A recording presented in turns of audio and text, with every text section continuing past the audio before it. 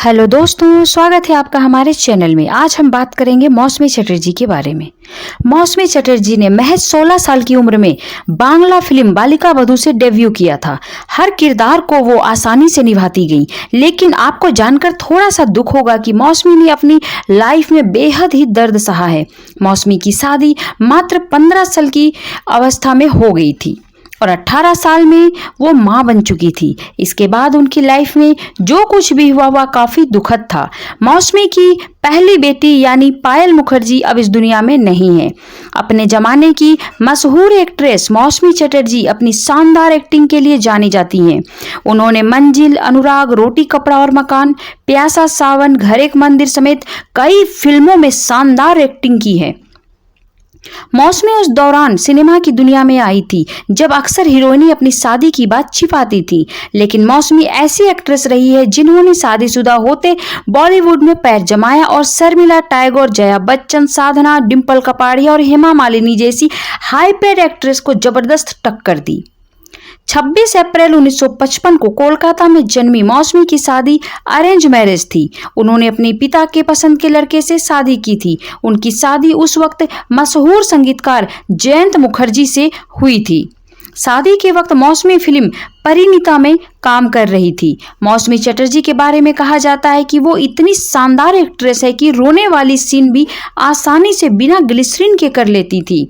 इसके बारे में उन्होंने ही बताया था, मां बनकर किया था बॉलीवुड पर कई सालों तक राज। जी हाँ दोस्तों, आपको जानकर हैरानी होगी कि 1974 में आई फिल्म रोटी कपड़ा और मकान के शूटिंग के दौरान मौसमी चटर्जी मां बनने वाली थी।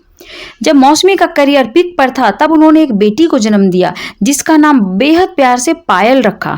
हालांकि मां बनने के बाद मौसमी की रफ्तार थोड़ी धीमी पड़ गई और धीरे धीरे वह फिल्में कम करने लगी। लोग मुझे कहते हैं कि शुरुआती करियर में बच्चों के होने की वजह से मेरा करियर डूबा और ये मेरी गलती थी, जबकि इस बारे में मेरा कहना है कि ऐसा नहीं है। बेटी के निधन से लग गया था मौसमी चटर्जी को गहरा सदमा। बता दें कि मौसमी की 2 बेटियां हुई, एक का नाम पायल मुखर्जी और दूसरी का मेघा मुखर्जी रखा। हालांकि आपको जानकर तकलीफ होगा कि मौसमी की पहली बेटी यानी पायल मुखर्जी अब इस दुनिया में नहीं है। साल 2019 में उनका निधन हो गया था। इस दुख से मौसमी काफी डिप्रेशन में रही थी जब दामाद की वजह से कंट्रोवर्सी का हुई शिकार। मौसमी चटर्जी की बेटी पायल सिन्हा शादीशुदा थी। उसने अपनी मर्जी से शादी की थी, हालांकि वह अपनी शादी से कभी खुश नहीं थी। इन बातों का खुलासा मौसमी ने अपनी बेटी को खो देने के बाद किया था। बता दें कि पायल डायबिटीज से ग्रसित थी।